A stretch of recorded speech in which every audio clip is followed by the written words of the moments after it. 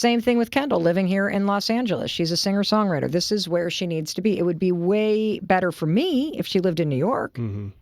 But you got to let them pursue what they want to pursue. Mm-hmm. And that is something that you have to practice every single day, because worrying about somebody or trying to control them does not make you care more. It just makes you focus on what you're worried about. Mm. You need to learn how to care about somebody from a calm place where you're not trying to control their every move and where you're not making love transactional. And for a lot of us, I don't think we realized how much we grew up in homes where if you behave, then you get my affection. Right. If you do well at school, then you get positive reinforcement. If you're not pissing me off, then I'll be nice to you. Yeah.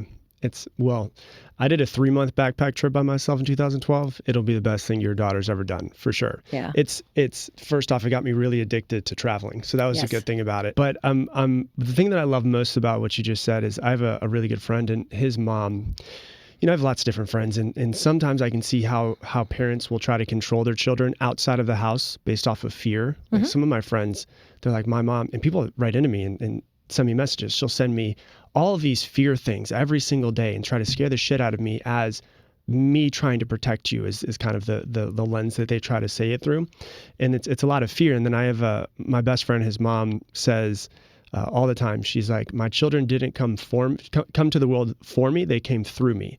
And I think that what's important about what you're saying is that love becomes very transactional for a lot of people in the relationship with their parents, which is when you act And the way their that spouse. and their friends. because it becomes a proxy for their parents, right? And so we learn that if you are the person that you always have been and you show up the way that I want to, then I will love you. It's the preceding thing that says to the nervous system, oh God. Mel Robbins, this is great.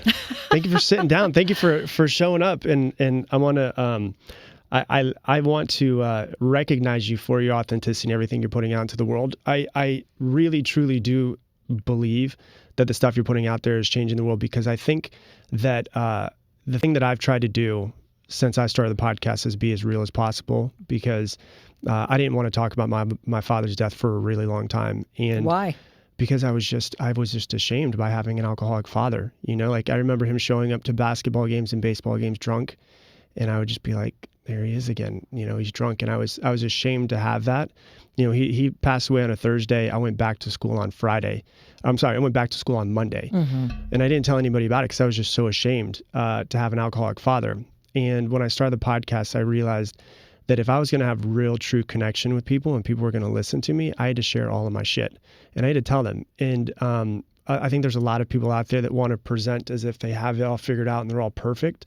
But the thing that I think really relates with people with you is that you're so fucking real and authentic that I think people go, she's working on herself too. She's just a little bit ahead. And if she can do it, I can do it. And I think that's the most important thing for anybody that's in the self-development industry and any industry, I think, is to know that your message is your message. And there's so many people that just want to feel seen and they want to feel heard. And when they look at someone and think, I'll never get there, I don't think that does any good, being a perfectionist and trying to show themselves as perfect. And so I love all the stuff that you put out, because I feel like as soon as you walked in the room, I was like, yep, that's the same person I see online. And I think that that's really important for everyone to do. And so I think that you're giving a lot of hope to people who are on the path, starting on the path to go. You want to "She know a can do it." secret? Sure. So this morning, my daughter and I had planned on going to a 7 a.m. Mega Reformer Pilates class. Okay.